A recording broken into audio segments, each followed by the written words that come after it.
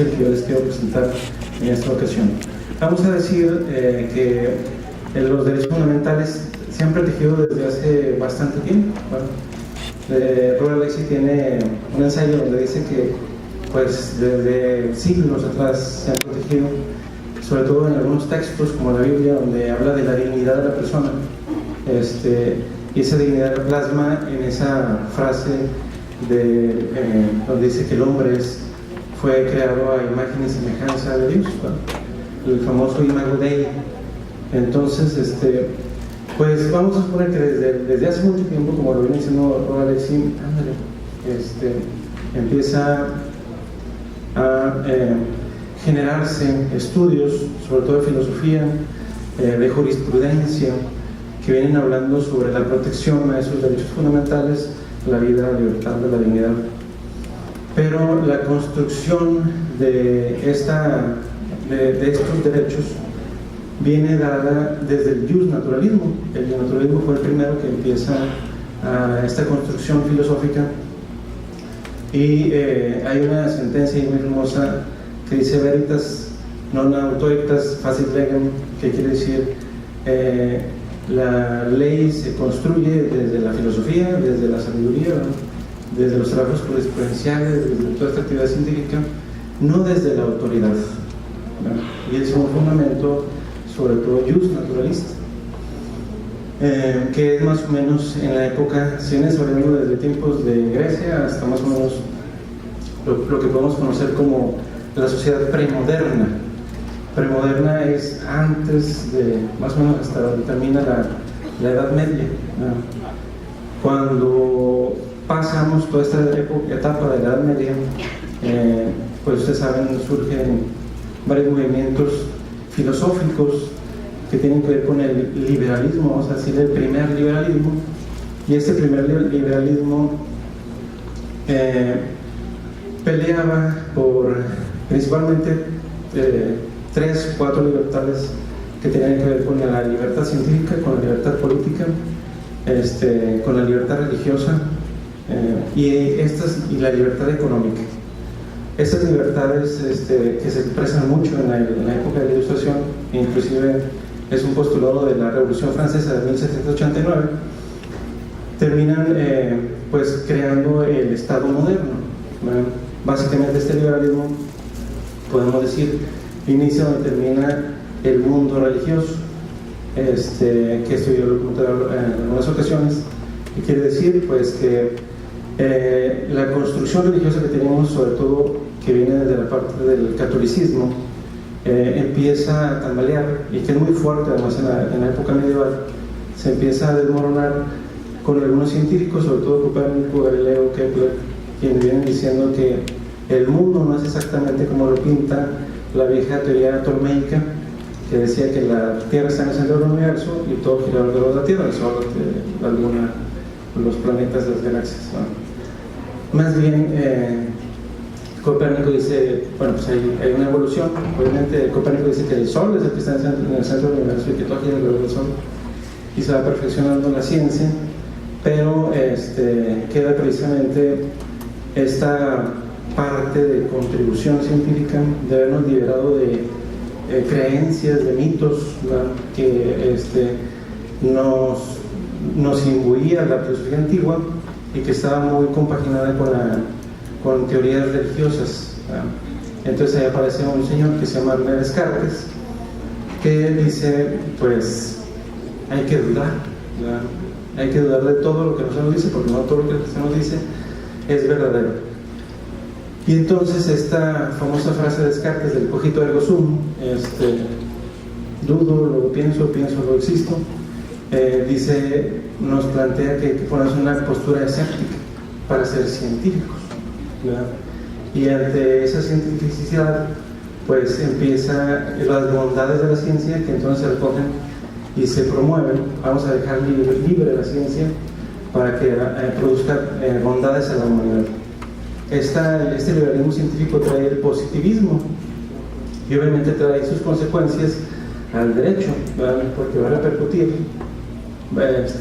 siglos más tarde con Kelsen, quien va a preocuparse por crear una teoría pura del derecho, muy metida en esta parte científica, ¿verdad? Desligar el derecho de la metafísica, de la psicología, de la sociología, de la religión, y crear una ciencia que se autosostenga desde la creación de las leyes hasta los postulados. Ferrajoli dice que entonces pasamos a un mundo premoderno a un mundo moderno, ¿verdad? El mundo moderno empieza con estos tres personajes, que es Hobbes, John Locke y Rousseau, ¿verdad? Como saben ustedes, Hobbes tiene una obra muy importante que se llama El Leviatán, ¿verdad? Y el Leviatán, que es esta figura, a mí se me hace hermosa porque representa muchas cosas.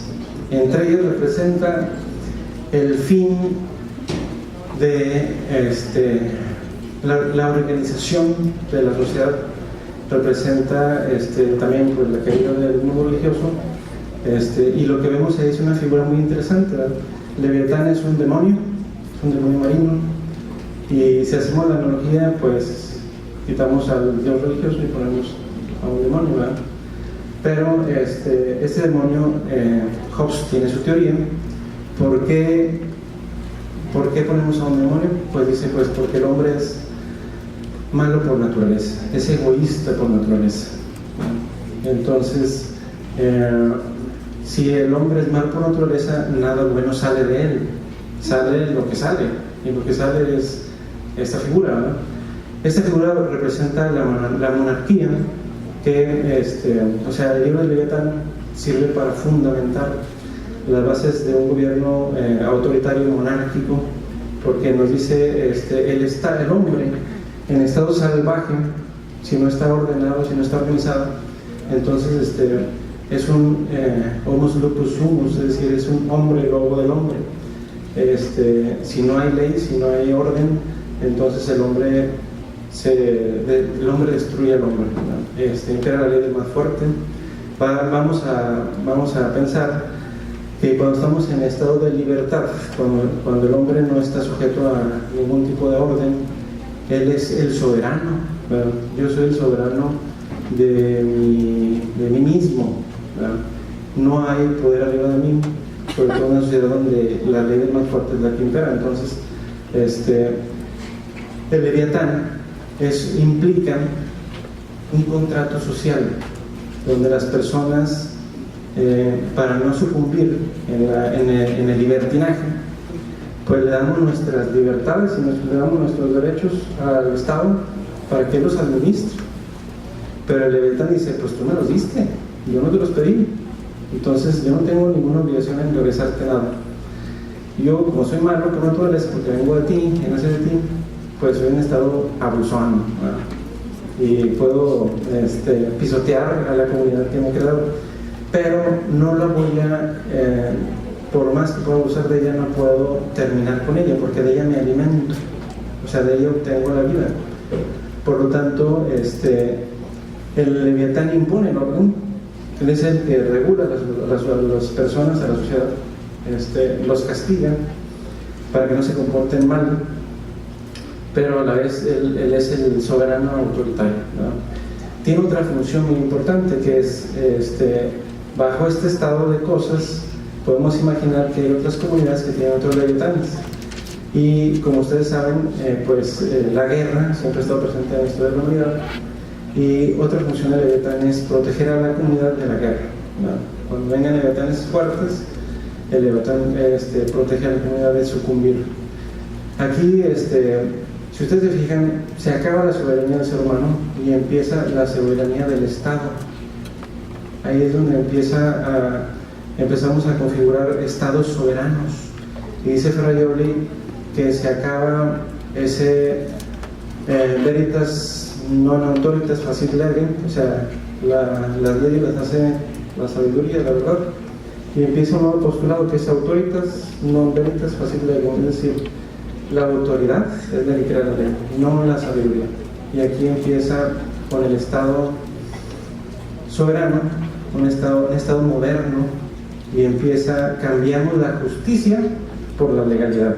Es decir, desde Aristóteles hasta la Edad Media, el naturalismo se preocupaba por darnos normas de derecho que fueran justas. Los filósofos, los pensadores, los doctores, pues se pasaban estudiando qué es lo más justo. Leí el Tratado de Aristóteles sobre las virtudes, que considera a la justicia como la suma de todas las virtudes, pero cuando llega el Leviatán se dice no es eso, ahora es la legalidad, y se justifica, ¿verdad? De alguna manera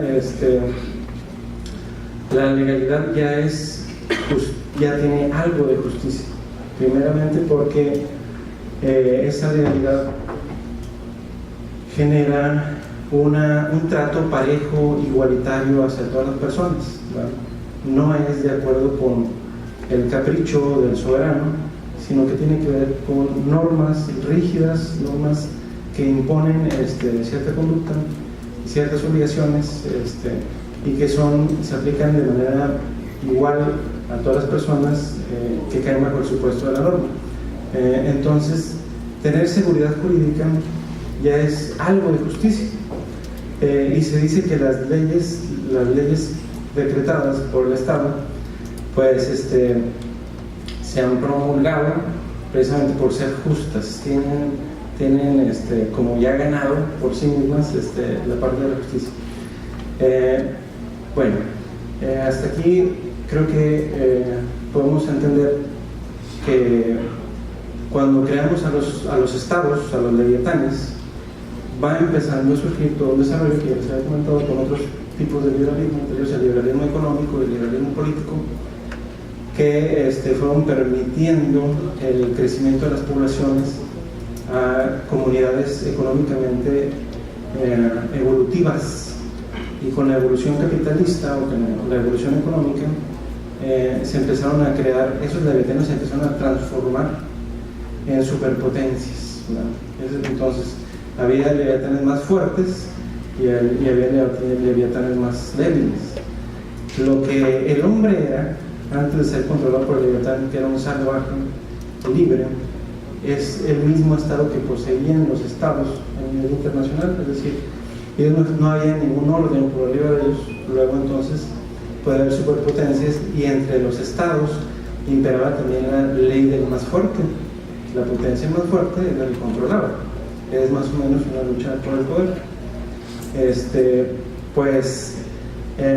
Con el desarrollo industrial pues empezamos a ver una brecha social muy importante en la población me estoy brincando décadas de años para hacer un resumen pormenorizado de la historia política, que es muy interesante, pero el tiempo es apremiante en esta ocasión, y pues se empieza a dividirse la sociedad en dos grandes clases sociales, que es la clase proletaria y los dueños del medio de producción. Una sociedad que se había liberado de muchas cosas, inclusive el liberalismo político de Francia de 1789 pues implicaba una especie de pedirle al leviatán que de favor pusiera en las constituciones los derechos del hombre y del ciudadano para que los pudiera proteger, pero era de modo como de petición, ¿verdad? Porque el Estado era soberano, nadie estaba en ningún poder Estado por arriba del soberano. Obviamente viene toda una tradición europea, que ha tenido muchas monarquías, y hay otra línea que tiene que ver sobre todo con Inglaterra, que no son así tan suplicantes del Estado, sino que más bien son exigentes del rey, ¿verdad? Por ahí viene lo de Juan Sin Tierra y todo eso, que ellos vienen exigiendo sus derechos, y tenemos dos modelos constitucionales muy distintos: el de Francia, que es el tipo de súplica, y el de Inglaterra, que es el tipo de exigencia. Bueno, o sea, yo no te voy a prestar dinero para tus guerras, Juan, si no firmas un documento donde vas a respetar mis derechos, ¿verdad? Por ahí empiezan a constitucionalizarse los derechos, ¿verdad? Una constitución es un documento político que constituye básicamente el poder, constituye la división de poderes que nos venía hablando Montesquieu, y constituye, si quiere, de manera suplicante por los derechos humanos y los derechos del hombre y del ciudadano, o puede contenerlos al modo de Inglaterra, que eso va a trasladarse posteriormente a Estados Unidos, en la Constitución de Virginia, los movimientos que empezaron a hacer en Estados Unidos, para hacer el movimiento de independencia de Estados Unidos de Inglaterra, ¿no? Y también tiene esa tesitura muy exigente, muy necesaria en la Constitución, de que proteja esos derechos fundamentales. Estos liberalismos empezaron a crear ese ambiente propicio para que existieran problemas de diferencias económicas, socioeconómicas, porque el liberalismo político implicaba los derechos para limitar el poder del Estado, pero esto a su vez generaba que los particulares pudieran tener esa parcela de poder, sobre todo un poder económico, y el patrón pudiera aprovecharse de la clase proletaria. Como ustedes saben, bueno, pues estos factores dieron pie a que el mundo se dividiera en dos ideologías completamente opuestas, que es socialismo contra capitalismo. Y el motivo de estas ideologías fueron el resultado de dos guerras mundiales, Primera y Segunda Guerra Mundial, ¿verdad? Y entonces, al finalizar la Segunda Guerra Mundial, pues vemos resultados que nos hacen reflexionar. Bueno, pues de los pensadores creo que podemos brincarnos hasta Rousseau, que es el que ha hecho la versión moderna de las constituciones, ¿verdad?, del contrato social modificado de Hobbes, en donde dice que el Leviatán sí tiene obligación para con la ciudadanía, ¿no? Porque el Leviatán no es el soberano dueño de la comunidad, sino más bien es el mandante, el que manda es el pueblo, y que cuando el pueblo lo desee puede correr al gobernante, lo puede sustituir, y esto obviamente hace una revolución impresionante en Europa. Se van desmoronando las monarquías europeas y se van sustituyendo por repúblicas, y estas repúblicas empiezan a ser los estados de derecho democráticos, ¿no? Entonces, pues, ¿qué pasa después de todo este movimiento que he mencionado sobre la cuestión de las dos guerras económicas que tuvimos? Pues aparece este fenómeno que es esta crisis en los poderes de derecho.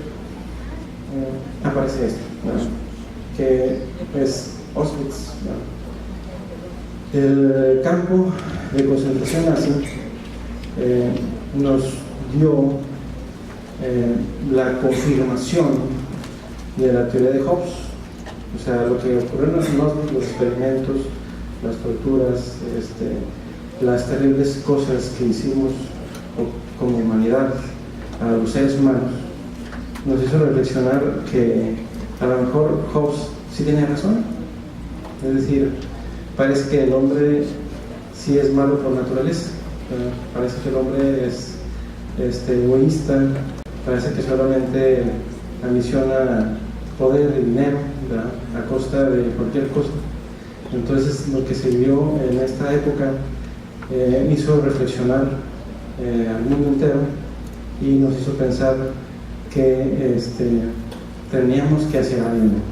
Sobre todo tenemos que hacer algo con las superpotencias económicas, porque después de la Segunda Guerra Mundial, y que Estados Unidos nos dio muestras del superpoder que podía poseer una nación en las bombas de Hiroshima y Nagasaki, y los siguientes 40 años que tuvimos de Guerra Fría, entre amenazas constantes de Estados Unidos y la URSS, la Unión de Repúblicas Soviéticas Socialistas, nos dimos cuenta que el mundo las superpotencias pueden acabar con la humanidad en cualquier momento. Eso estamos sufriendo hoy, igual temor. Algunos dicen que la Guerra Fría nunca terminó, que todavía es una continuación de la Guerra Fría. Y entonces, en esa reflexión de nuestra estructura, pensamos en esos famosos leviatanes. No hay control sobre los leviatanes. Las superpotencias pueden acabar con el mundo entero. por la misión del poder del dinero, y se piensa en un orden mundial, ¿no? Ese orden mundial está representado por la Declaración de Derechos Universales, la ONU y todos los tratados internacionales que son documentos importantes que se empiezan a generar después de la Segunda Guerra Mundial y que nos llevan a un nuevo paradigma, ¿verdad? Es decir, mientras que en el anterior, en el Estado moderno, imperaba la legalidad, imperaban las constituciones y la protección mediante la ley a los derechos, imperaba el derecho como ciencia en ese positivismo científico que nos trae Kelsen. La nueva configuración de la ONU pues nos lleva a pensar que es necesario controlar a los leviatanes, ¿no? O sea, hay que poner una ley sobre los estados, y esa ley son precisamente los tratados internacionales que pueden terminar con esa soberanía o con ese libertinaje, ¿no? Y podemos pues voy a usar una palabra muy pues extraña, pero podemos, que no sale de Rafael de Giorgio, que podemos domesticar a los leviatanes, ¿verdad? Y domesticar el poder, controlar el poder tan impresionante que tienen mediante la sujeción a la ley. Obviamente los tratados internacionales han tenido una evolución desde 1945 hasta la fecha. Esa evolución es interesante porque si uno lee, por ejemplo, a Kelsen o a Austin, nos damos cuenta que el derecho internacional, según la concepción de ellos, no dista mucho de tener las características del derecho, principalmente la obligatoriedad y la coercibilidad. Estamos hablando de inicios de 1945, ¿no? Era más bien lo que se le conoce como soft law o cartas románticas de buenas intenciones, que si los estados quisieran adoptar, aprobar, entonces pues estaría todo genial para proteger los bienes que se vieron amenazados por la Segunda Guerra Mundial, que era la paz, que era la cultura, es decir, había destrucción de edificios culturales, que era el medio ambiente. La Segunda Guerra Mundial trajo un terrible desastre medioambiental, y todos estos derechos que podemos conseguir de tercera generación, y también derechos sociales, ¿no? Pues estos tratados internacionales se iniciaron de una manera muy débil, de una manera no obligatoria. Los estados o las superpotencias o los leviatanes todavía estaban apoderados de su soberanía, de ese poder absoluto que no hay más arriba de él, ¿verdad? Entonces era como el tesoro de Gollum, ¿verdad? Que no quiere soltar, o sea, nadie quiere soltar el poder, obviamente, el poder. Hay una frase muy famosa: el poder corrompe, y el poder absoluto corrompe absolutamente. Entonces, que esa es la tesis de Montesquieu, ¿no? Controlar el poder, dividiéndolo de manera que pudieran ejercer un contrapeso y una nivelación entre los tres poderes. Pues menciona Kelsen que ese derecho internacional, bueno, algunos tenían inclusive duda de si realmente era derecho. Kelsen es el que empieza a decir que va a ir evolucionando, que se va a ir haciendo más complejo hasta que pudiera tener una eficacia, ¿no? Pero para esto pues obviamente pasa toda la Guerra Fría, y después de la Guerra Fría es cuando empezamos a decir si hay que echar a la red esos tratados internacionales, y se empieza a reglamentar, y aparecen las Cortes Internacionales de Derechos Humanos, que son la Corte Interamericana, las dos Cortes Europeas y la Corte Africana.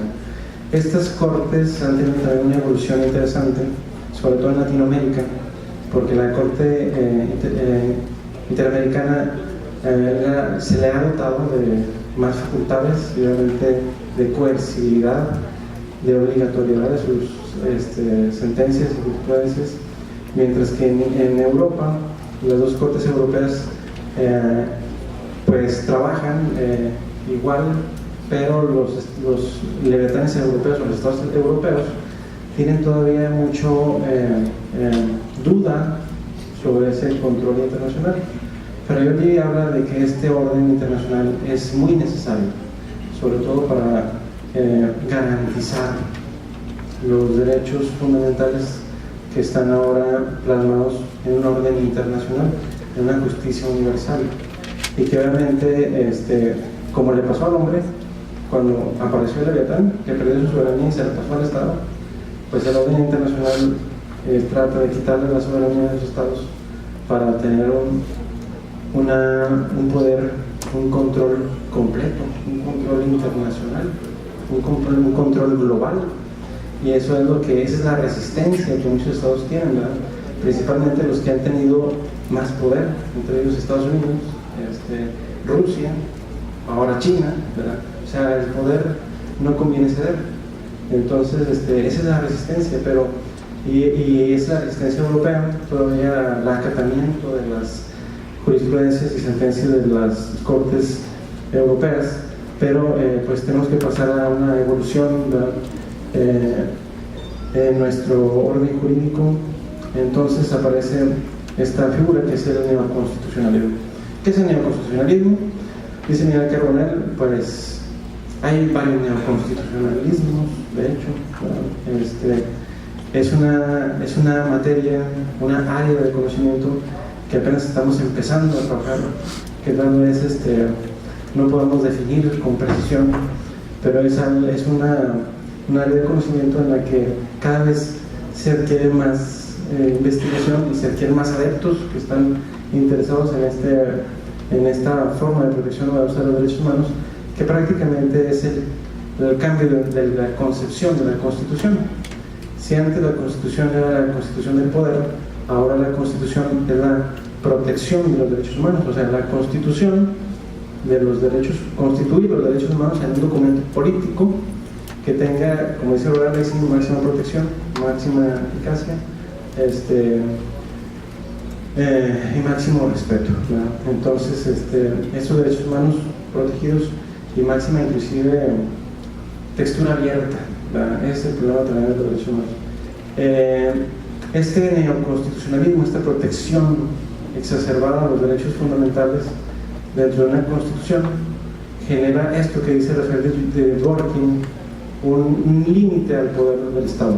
Pero no solamente genera ese límite al poder del Estado, genera esto que Rafael de Giorgi nos menciona, esta domesticación de los estados, una domesticación del poder, ¿verdad? Entonces, por ahí empezamos a ver que hay dos corrientes importantes en la actualidad. Una de los neoconstitucionalistas, que surge con Dworkin y que lo hereda todo esto a Robert Alexy, y de Robert Alexy salen muchas líneas de investigación, entre ellas de Carlos Nino, de Néstor Pedro Sáenz Artino, bueno, de muchos, Pierre Prieto Sanchís, o sea, casi hay una tendencia global de muchos juristas que se empiezan a sumar al nuevo paradigma. Es un nuevo paradigma, y esto lo explica Kuhn, ¿verdad? En su libro de las revoluciones científicas. Cuando surge una nueva teoría, todos los científicos se van a esa nueva teoría para hacer investigación. El que no se va a esa nueva teoría queda relegado y queda, como dicen, pues fuera de la actualidad, y se va olvidando, y tal vez deje de ser importante para la ciencia. Lo que tenemos aquí es un fenómeno bien interesante, porque esa es una nueva postura, una nueva teoría que explica muchas cosas, ¿verdad? Entre ellas pretende explicar las falencias del derecho, ¿verdad? Y eso lo explica Robert Alexy. Es decir, si ustedes se fijan, en la Segunda Guerra Mundial, el orden constitucional del nazista violaba sobre todo la igualdad, promovía la discriminación, y eso era una exageración de la injusticia. Cuando el derecho es demasiado injusto, Robert Alexy va a copiar una vieja fórmula que ya se viene haciendo desde hace muchos años, o desde varias décadas de hecho. Cuando el derecho es demasiado injusto, no es derecho, ¿no? Esto lo resalta de un filósofo que es Rudolf Steiner, ¿no? Rudolf Steiner hace su libro de introducción. Pero hay un umbral, hay un límite de injusticia que entonces dice Steiner y dice Robert Alexy, ya no es justificable. Si pasa este límite, si es demasiado injusta, entonces no es derecho y por lo tanto no debe ser obedecido. Este corrector, si ustedes se fijan, Robert Alexy saca los principios que están en los derechos humanos constitucionalizados, que tienen una textura abierta, y de esos principios trata de corregir esas leyes injustas, sea porque hay lagunas que producen vacíos, o sea porque hay antinomias donde hay una contradicción de dos normas, ¿no? Dos normas. Estos valores que recoge Robert Alexy son muy parecidos a los del justnaturalismo. Por eso las reformas sobre derechos humanos nos suenan a justnaturalismo, ¿verdad? Porque reconocen al hombre como portador de derechos, que siempre lo ha tenido desde que nació, etcétera, etcétera. Entonces, hay un jurista muy importante que es Luis Ferraioli, que él se mantiene positivista, y él ha dicho en algunos textos, entre ellos Los derechos y las garantías, que él no es neoconstitucionalista. Él se mantiene en la vieja enseñanza de su profesor, que es Norberto Bobbio, defendiendo el positivismo. Entonces, hoy en día tenemos ahora sí dos modelos de investigación. No obedece a la teoría de Thomas Kuhn de la revolución científica, que hace desaparecer teorías viejas, sino obedece a otra filosofía de la ciencia que tiene que ver con Imre Lakatos, modelos de investigación científica que están vigentes y que siempre han estado hacia la lucha del naturalismo y el positivismo. Es muy vieja, y el naturalismo que hoy lo hemos renovado, inclusive complementado con argumentación jurídica, con filosofía del lenguaje, es un naturalismo que ha regresado muchas veces, y siempre la sociedad lo ha abandonado por la seguridad de la construcción científica que aporta el positivismo. Es decir, el positivismo que defiende Ferraioli es mucho más científico, es mucho más certero, nos da posibilidades de solucionar conflictos de una manera más pensada, más probada. Y el neoconstitucionalismo que desarrolla Robert Alexy tiene estas partes justnaturalistas que generan incertidumbre, ¿verdad? Porque estas partes justnaturalistas que vienen desde la moral y la ética pues cambian constantemente de acuerdo con el lugar y con el tiempo. Lo que antes era bueno, hoy no es bueno. Antes la esclavitud era necesaria, hoy la vemos como algo terrible. Entonces la ética y la moral son formas de aceptación social de lo que en ese momento una sociedad en un tiempo determinado, en una localidad determinada, considera lo mejor, ¿no? Pero pues tiene esta estructura no tan pues como cambiante, una estructura que inclusive puede variar de localidad a localidad, ¿no?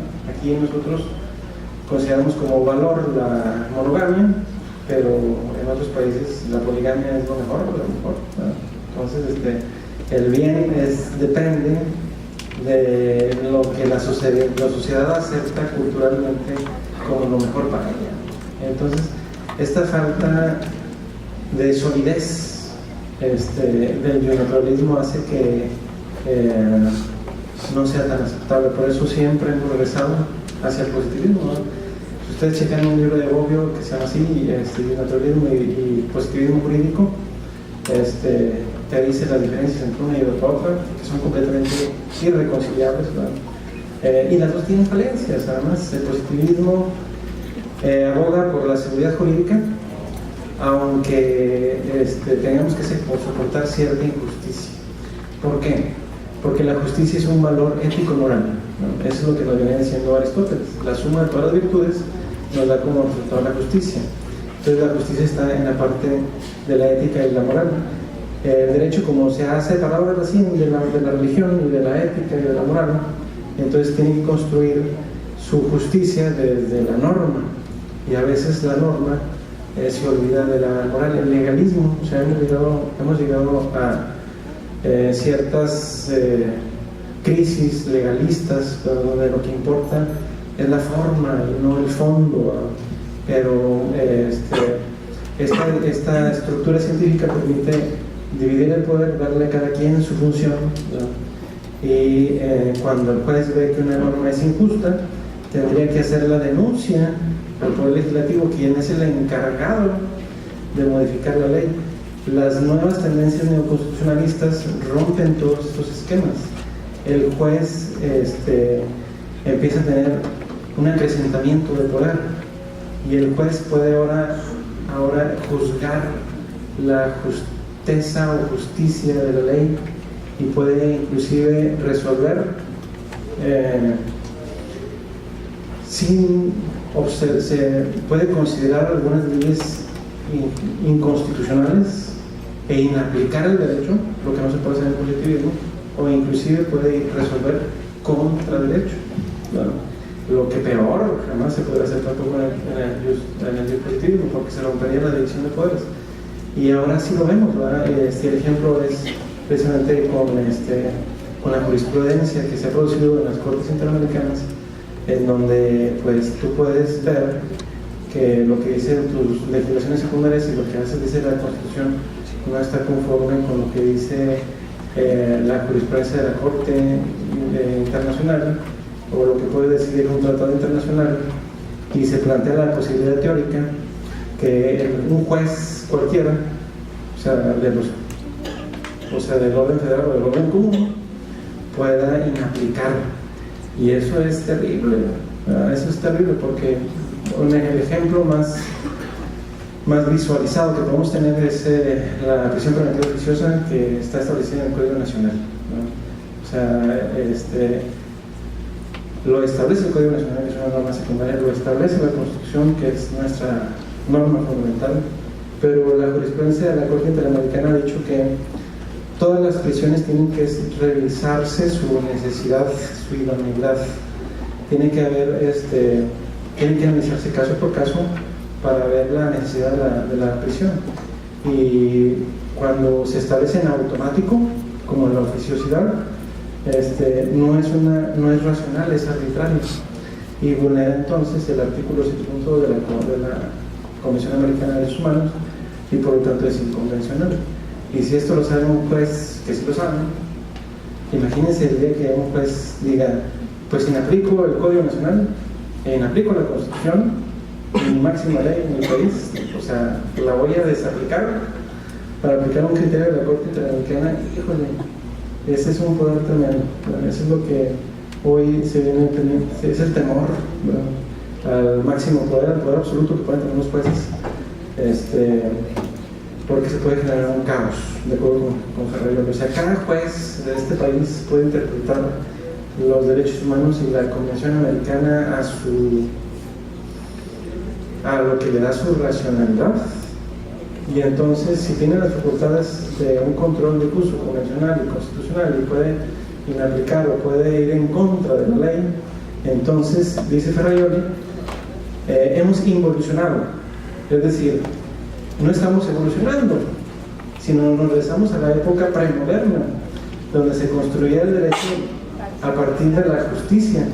Estamos aplicando el veritas non autoritas facit legem, o sea, hay que filosofar, hay que racionalizar sobre la justicia, lo que a mí me parece injusto y que está en la ley, puedo desobedecerla, puedo aplicarla, puedo ir contra ella, y puedo ir generando el criterio judicial a través de las jurisprudencias. Pues las jurisprudencias eran el modo de alimento natural en la época premoderna, antes del Leviatán, antes de todas esas cosas, antes de los estados modernos, y que estábamos viviendo el pleno jus naturalismo, ¿verdad? Entonces, si nos vamos y es cierto, uno lo ve a la derecha y también lo ha confirmado, diciendo que la textura abierta de los derechos fundamentales genera una riqueza en jurisprudencia, pero la jurisprudencia es debe ser interpretativa. no debe ser constructiva de la ley. Hay que respetar la división de poderes y hay que darle su lugar al poder legislativo. Pero yo le he dicho que los jueces tienen un poder enorme, un poder que es terrible. Y cuando dice terrible, pues yo que soy penalista, sí tengo una noción muy clara de lo terrible que puede ser, ¿verdad? Un poder que no debería desear poseer, que debería más bien tratar de despreciar, ¿verdad? Pues la materia penal es muy ilustrativo porque pues nuestras penas de prisión pueden llegar a 60 años, pueden llegar a, y qué terrible, ¿verdad? O sea, dejar a una persona por un homicidio agravado, un homicidio con robo, un feminicidio, 60 años de prisión, pues es destruir la vida de una persona. Es un poder terrible que ningún ser humano debería de tener. Pero pues el juez debe ser lo más mesurado, debe ser racional y mesurado para tratar de evitar tener tanto poder. El neoconstitucionalismo nos trae ese empoderamiento del poder judicial o la judicialización del poder. Y pues ahorita el poder absoluto lo empiezan a acaudalar las cortes internacionales. Hoy la Corte Interamericana de Derechos Humanos puede, pues en materia de derechos humanos, gobernar casi a toda Latinoamérica.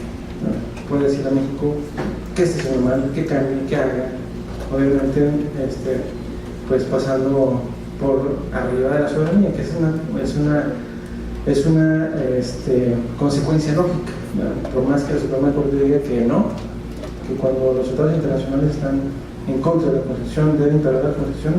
Esto no tiene mucha lógica, porque el país firmó un tratado seco con el tratado, y en el primer artículo de la Convención dice: lo que está aquí y lo que tú te comprometiste, tú tienes que cumplirlo, y por lo tanto tienes que reformar tu Constitución para que esté de acuerdo con el tratado. Debes reformar todas tus leyes secundarias para que estén de acuerdo con el tratado. Por lo tanto, si alguien está incumpliendo, es el Estado. Y esto obviamente genera la desaparición de poder en los Estados soberanos y una concentración de poder en las Cortes Interamericanas. Todo tiene que ver con el poder, ¿verdad? Desde mi perspectiva, obviamente puedo estar completamente cerrado, puedo estar completamente equivocado, si no lo paso por desapercibido. Pero hay una cuestión nada más que me hace mucho reflexionar, que tiene que ver con el tema del poder, ¿verdad? Si nos fijamos en de Giorgi, el juez de Giorgi dice que los derechos humanos son una domesticación de los estados. Inclusive dice que lo que dice ahora el constitucionalismo es una chatarrería vieja, y con eso nos está diciendo que es uno de los tantos regresos del diosnaturalismo, pero ahora adornado con la argumentación jurídica. Pues bueno, la construcción de la ley sí es hermosa. Yo no tengo ni la autoridad ni tengo ni siquiera la capacidad intelectual para contradecir lo que me está diciendo, ¿verdad? Yo siempre he dicho, cuando leo a Ferraioli me encanta y digo que es el mejor autor del mundo, y termino el libro de él y agarro uno de Robert Alexi y digo, no, o sea, Robert Alexi es el mejor autor del mundo, le gana a Ferraioli. Si agarro otro de Ferraioli le voy a decir otra vez, no, Ferraioli le gana a Robert Alexi. La verdad, los dos son muy interesantes, pero tienen posturas completamente encontradas, ¿verdad?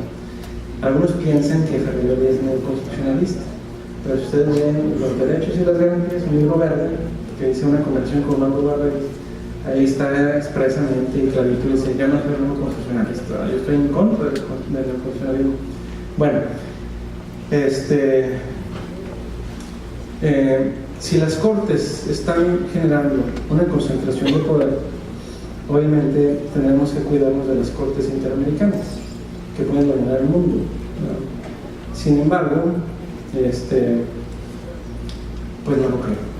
Creo que las cortes son un medio para domesticar a los estados, pero que a través de las cortes puede haber hilos, y ya es imaginación mía, puede haber hilos controlando el poder, pues partiendo de este libro de Nietzsche, la voluntad del poder.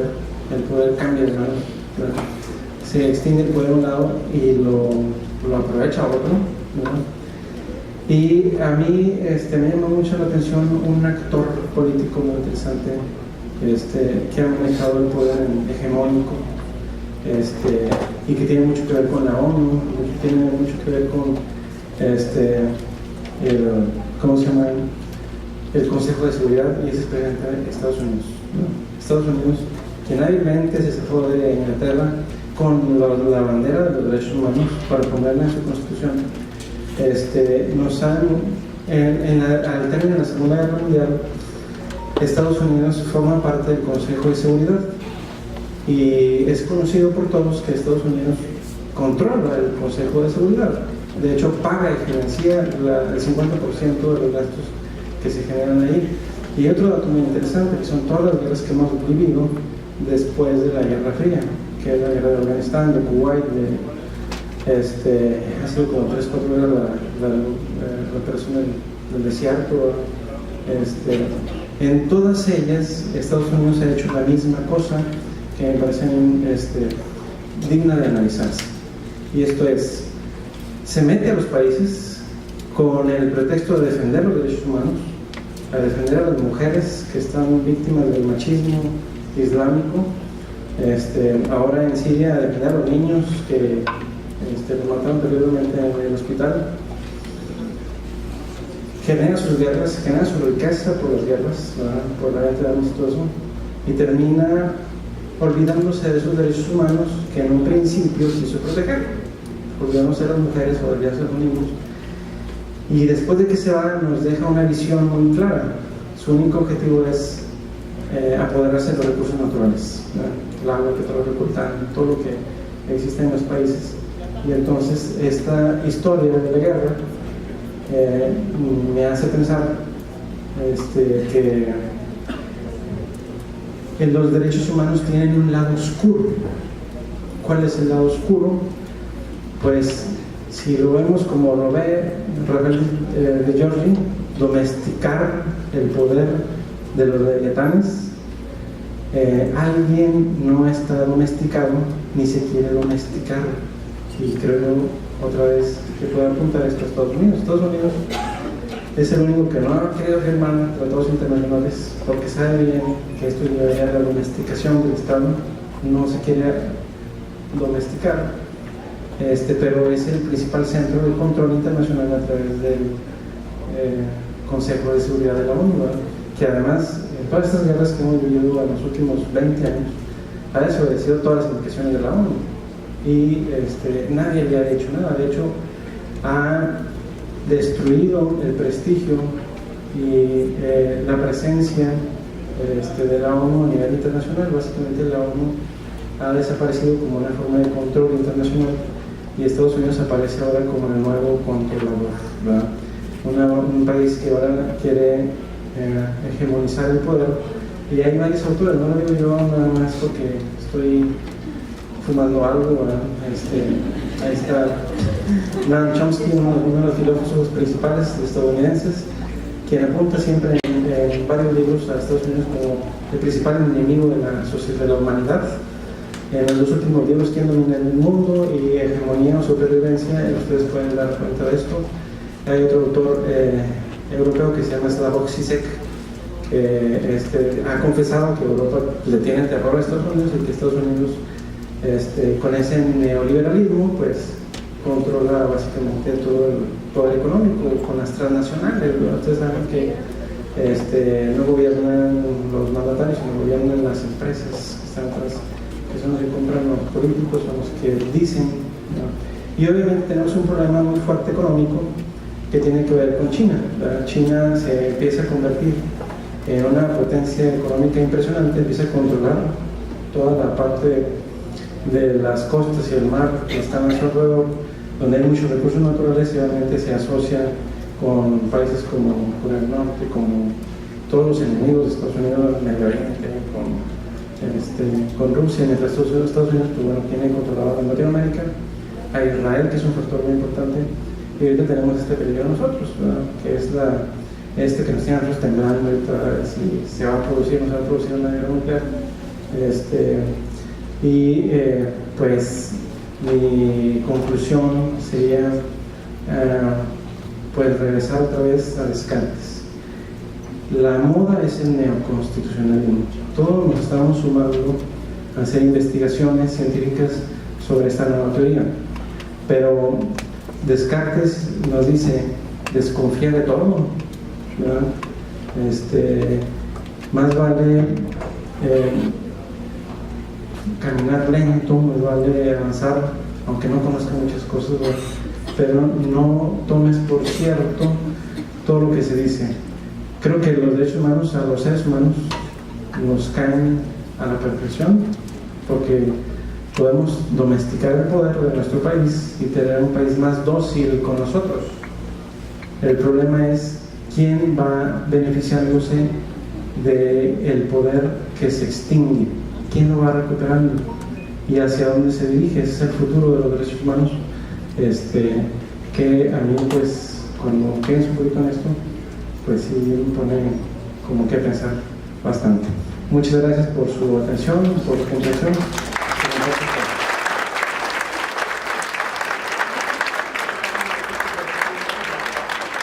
Parece que solamente ambiciona poder y dinero, ¿verdad?, a costa de cualquier cosa. Entonces, lo que se vivió en esta época hizo reflexionar al mundo entero y nos hizo pensar que teníamos que hacer algo.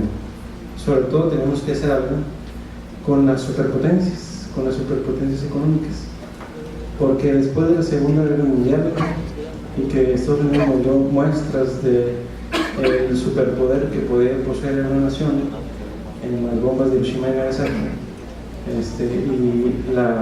y los siguientes 40 años que tuvimos de Guerra Fría, entre amenazas constantes de Estados Unidos y la URSS, la Unión de Repúblicas Soviéticas Socialistas, nos dimos cuenta que el mundo las superpotencias pueden acabar con la humanidad en cualquier momento. Eso estamos sufriendo hoy, igual temor. Algunos dicen que la Guerra Fría nunca terminó, que todavía es una continuación de la Guerra Fría. Y entonces, en esa reflexión de nuestra estructura, pensamos en esos famosos leviatanes. No hay control sobre los leviatanes. Las superpotencias pueden acabar con el mundo entero por la misión del poder del dinero. Y se piensa en un orden mundial, ¿no? Ese orden mundial está representado por la Declaración de Derechos Universales, la ONU y todos los tratados internacionales que son documentos importantes que se empiezan a generar después de la Segunda Guerra Mundial y que nos llevan a un nuevo paradigma, ¿verdad? Es decir, mientras que en el anterior, en el Estado moderno, imperaba la legalidad, imperaban las constituciones, y la protección mediante la ley a los derechos, imperaba el derecho como ciencia en ese positivismo científico que nos trae Kelsen. La nueva configuración de la ONU pues nos lleva a pensar que es necesario controlar a los leviatanes, ¿no? O sea, hay que poner una ley sobre los estados, y esa ley son precisamente los tratados internacionales que pueden terminar con esa soberanía o con ese libertinaje, ¿no?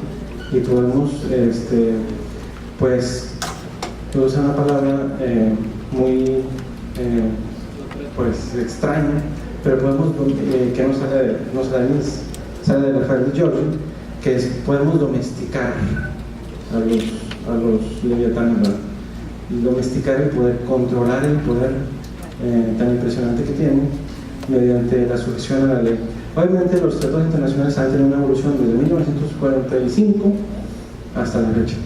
Esa evolución es interesante porque si uno lee, por ejemplo, a Kelsen o a Austin, nos damos cuenta que el derecho internacional, según la concepción de ellos, no dista mucho de tener las características del derecho, principalmente la obligatoriedad y la coercibilidad. Estamos hablando de inicios de 1945, ¿no? Era más bien lo que se le conoce como soft law o cartas románticas de buenas intenciones, que si los estados quisieran adoptar, aprobar. Entonces, pues estaría todo genial para proteger los bienes que se vieron amenazados por la Segunda Guerra Mundial, que era la paz, que era la cultura, es decir, había destrucción de edificios culturales, que era el medio ambiente. La Segunda Guerra Mundial trajo un terrible desastre medioambiental, y todos esos derechos que podemos conseguir de tercera generación, y también derechos sociales, ¿no? Bueno, pues estos tratados internacionales se iniciaron de una manera muy débil, de una manera no obligatoria. Los estados o las superpotencias o los leviatanes todavía estaban apoderados de su soberanía, de ese poder absoluto que no hay más arriba de él, ¿verdad? Entonces era como el tesoro de Gollum, ¿verdad? Que no quiere soltar, o sea, nadie quiere soltar el poder, obviamente, ¿verdad? El poder, hay una frase muy famosa: el poder corrompe, y el poder absoluto corrompe absolutamente. Entonces, que esa es la tesis de Montesquieu, ¿verdad? Controlar el poder, dividiéndolo de manera que pudieran ejercer un contrapeso y una nivelación entre los tres poderes. Pues menciona Kelsen que ese derecho internacional, bueno, algunos tenían inclusive duda de si realmente era derecho. Kelsen es el que empieza a decir que va a ir evolucionando, que se va a ir haciendo más complejo hasta que pudiera tener una eficacia, ¿verdad? Pero para esto pues obviamente pasa toda la Guerra Fría, y después de la Guerra Fría es cuando empezamos a decir si hay que echar a andar esos tratados internacionales, y se empieza a reglamentar, y aparecen las Cortes Internacionales de Derechos Humanos, que son la Corte Interamericana, las dos Cortes Europeas y la Corte Africana. Estas cortes han tenido también una evolución interesante, sobre todo en Latinoamérica, porque la Corte Interamericana se le ha dotado de más facultades, y obviamente de coercibilidad, de obligatoriedad de sus sentencias y jurisprudencias, mientras que en Europa las dos Cortes Europeas pues trabajan igual, pero los leviatanes europeos o los estados europeos tienen todavía mucho duda sobre ese control internacional.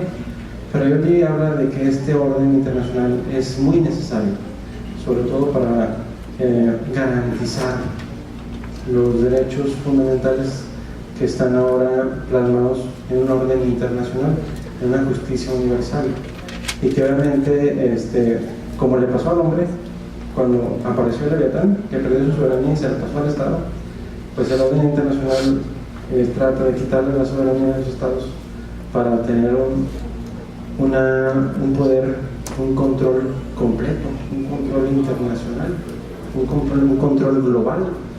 Y esa es la resistencia que muchos estados tienen, ¿verdad? Principalmente los que han tenido más poder, entre ellos Estados Unidos, Rusia, ahora China, ¿verdad? O sea, el poder no conviene ceder. Entonces, esa es la resistencia, pero y es la resistencia europea, todavía el acatamiento de las jurisprudencias y sentencias de las cortes europeas, pero pues tenemos que pasar a una evolución, ¿verdad? En nuestro orden jurídico. Entonces aparece esta figura que es el neoconstitucionalismo. ¿Qué es el neoconstitucionalismo? Dice Miguel Carbonell, pues hay varios neoconstitucionalismos, de hecho, es una materia, una área de conocimiento que apenas estamos empezando a trabajar, que tal vez no podemos definir con precisión, pero es una área de conocimiento en la que cada vez se adquiere más investigación y se adquieren más adeptos que están interesados en esta forma de protección de los derechos humanos, que prácticamente es el cambio de la concepción de la Constitución. Si antes la Constitución era la constitución del poder, ahora la Constitución es la protección de los derechos humanos, o sea, la constitución de los derechos, constituir los derechos humanos en un documento político que tenga, como dice Robert Lessing, máxima protección, máxima eficacia, y máximo respeto, ¿no? Entonces, estos derechos humanos protegidos y máxima inclusive textura abierta, ¿verdad? Ese es el problema también de los derechos humanos. Este neoconstitucionalismo, esta protección exacerbada de los derechos fundamentales dentro de una constitución, genera esto que dice Rafael de Dworkin, un límite al poder del Estado. Pero no solamente genera ese límite al poder del Estado, genera esto que Rafael de Jordi nos menciona, esta domesticación de los estados, una domesticación del poder, ¿no? Entonces, por ahí empezamos a ver que hay dos corrientes importantes en la actualidad. Una de los neoconstitucionalistas, que surge con Dworkin y que lo hereda todo esto a Robert Alexy, y de Robert Alexy salen muchas líneas de investigación, entre ellas de Carolino, de Néstor Pedro Sáenz Artino, bueno, de muchos, Pierre Prieto Sanchís, etc. O sea, casi hay una tendencia global de muchos juristas que se empiezan a sumar al nuevo paradigma, es un nuevo paradigma. Y esto lo explica Kuhn, en su libro de las revoluciones científicas. Cuando surge una nueva teoría, todos los científicos se van a esa nueva teoría para hacer investigación. El que no se va a esa nueva teoría queda relegado y queda, como dicen, pues fuera de la actualidad, y se va olvidando, y tal vez deje de ser importante para la ciencia.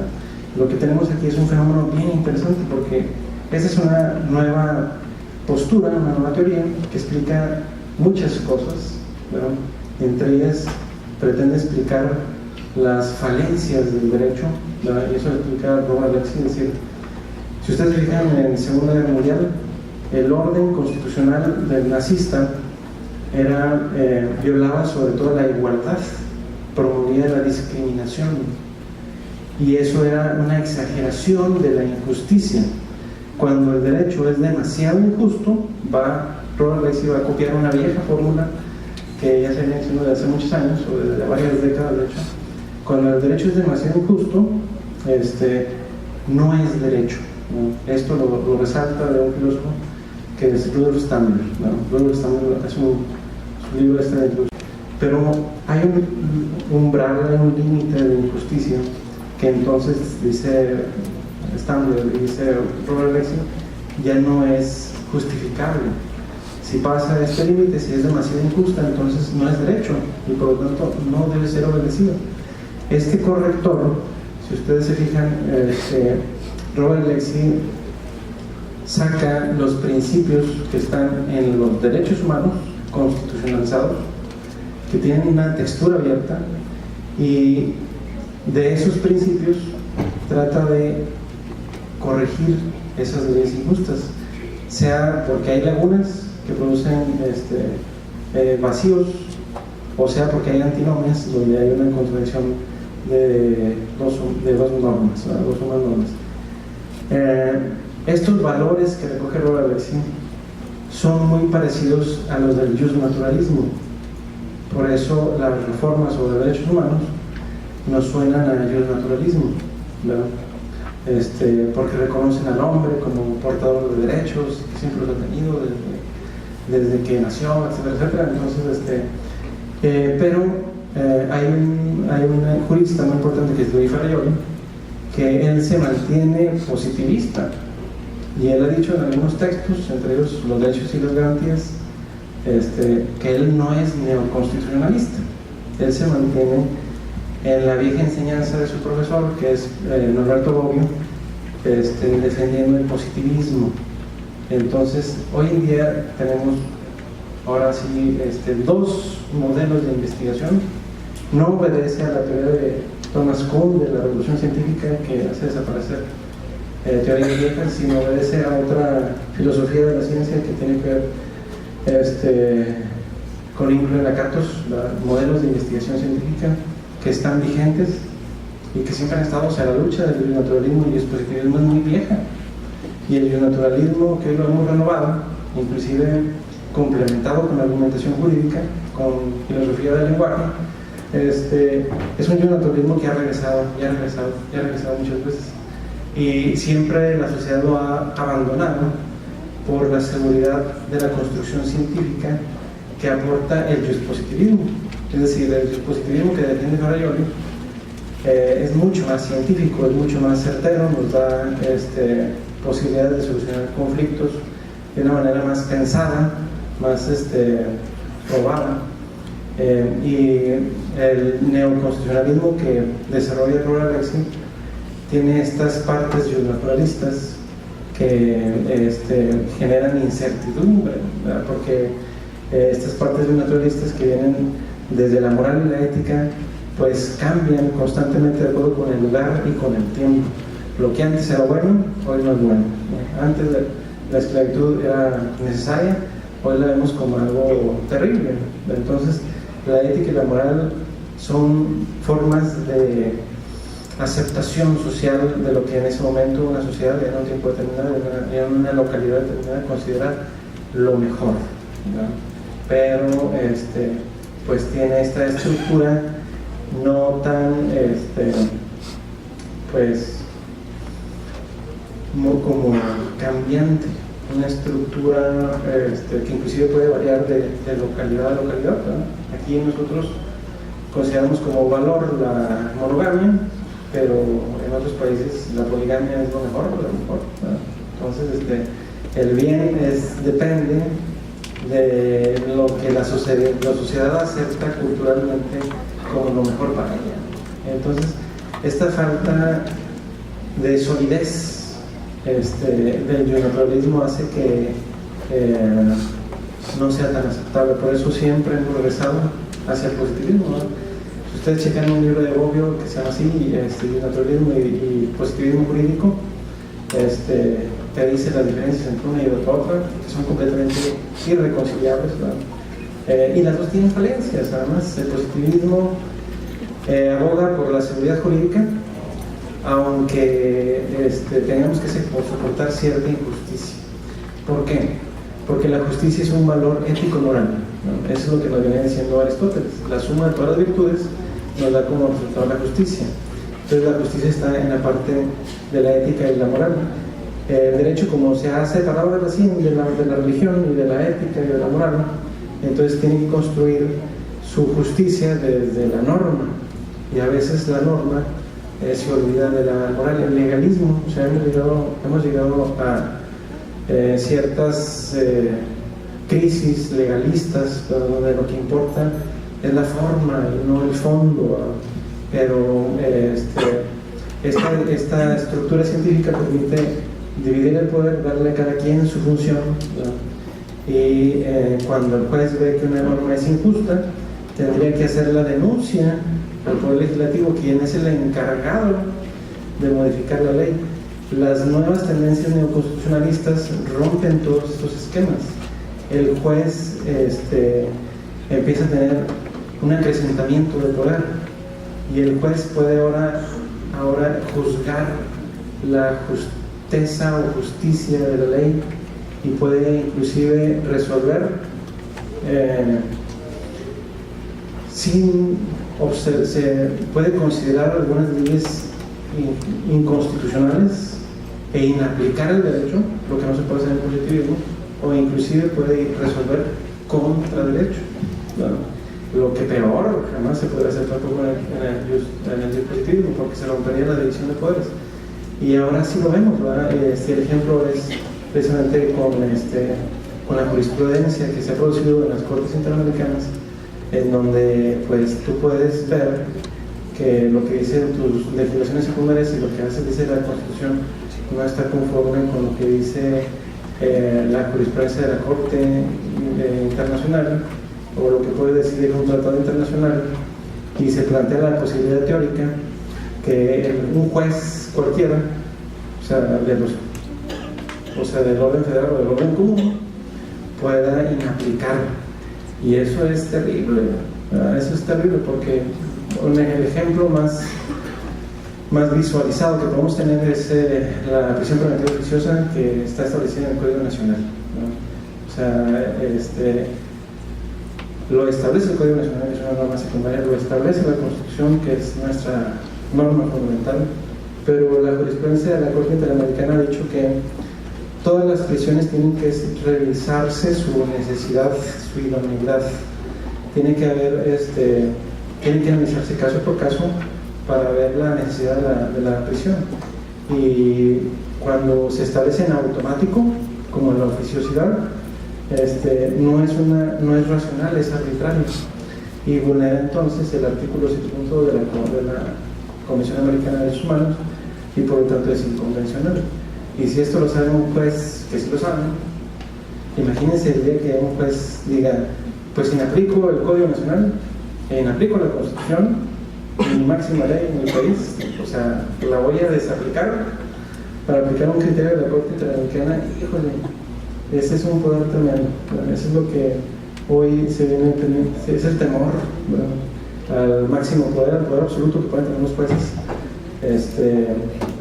porque se puede generar un caos, de acuerdo con Ferreira. O sea, cada juez de este país puede interpretar los derechos humanos y la Convención Americana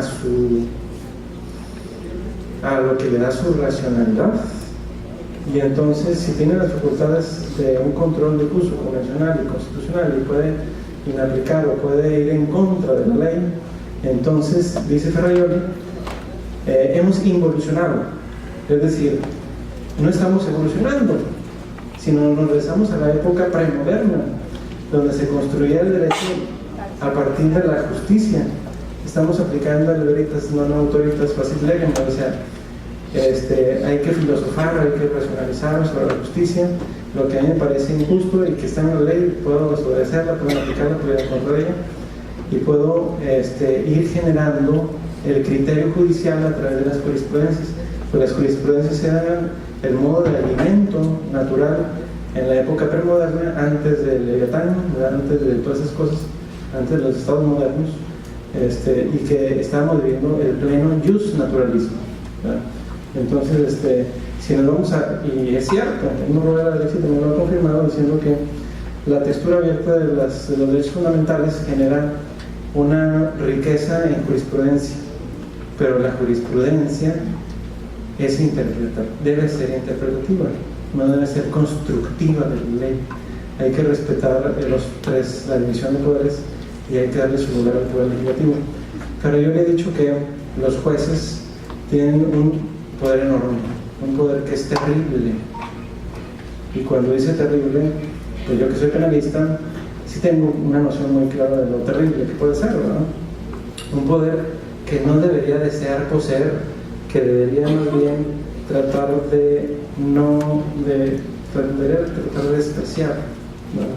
Pues la materia penal es muy ilustrativo porque pues nuestras penas de prisión pueden llegar a 60 años, pueden llegar y qué terrible, ¿verdad? O sea, dejar a una persona por un homicidio agravado, un homicidio con robo, un feminicidio, 60 años en prisión, pues es destruir la vida de una persona. Es un poder terrible que ningún ser humano debería de tener, pero pues el juez debe ser lo más mesurado, debe ser racional y mesurado para tratar de evitar tener tanto poder. El neoconstitucionalismo nos trae ese empoderamiento del poder judicial o la judicialización del poder, y pues ahorita el poder absoluto lo empiezan a acaudalar las cortes internacionales. Hoy la Corte Interamericana de Derechos Humanos puede, pues en materia de derechos humanos, gobernar casi a toda Latinoamérica. Puede decir a México qué está haciendo mal, qué cambie, qué haga, obviamente pues pasando por arriba de la soberanía, que es una consecuencia lógica, ¿no? Por más que la Suprema Corte diga que no, que cuando los tratados internacionales están en contra de la Constitución, deben imperar la Constitución, esto no tiene mucha lógica, porque el país firmó un tratado, se comprometió con el tratado, y en el primer artículo de la convención dice: lo que está aquí y lo que tú te comprometiste, tú tienes que cumplirlo, y por lo tanto tienes que reformar tu constitución para que esté de acuerdo con el tratado. Debes reformar todas tus leyes secundarias para que estén de acuerdo con el tratado. Por lo tanto, si alguien está incumpliendo, es el Estado. Y esto obviamente genera la desaparición de poder en los Estados soberanos y una concentración de poder en las Cortes Interamericanas. Todo tiene que ver con el poder, ¿verdad? Desde mi perspectiva, obviamente puedo estar completamente zafado, puede estar completamente equivocado, o sea, no lo paso por desapercibido,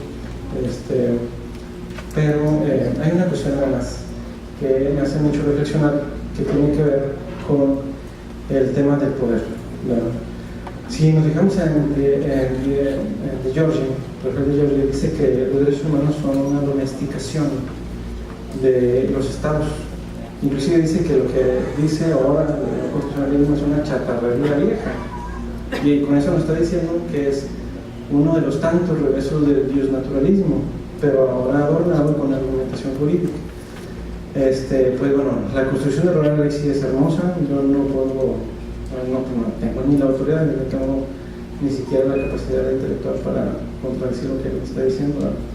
Yo siempre he dicho, cuando leo a Fraioli me encanta, digo que es el mejor autor del mundo, y termino el libro de él y agarro uno de Ronald Reagan y digo, no, o sea, Ronald Reagan es el mejor autor del mundo, le gana a Fraioli.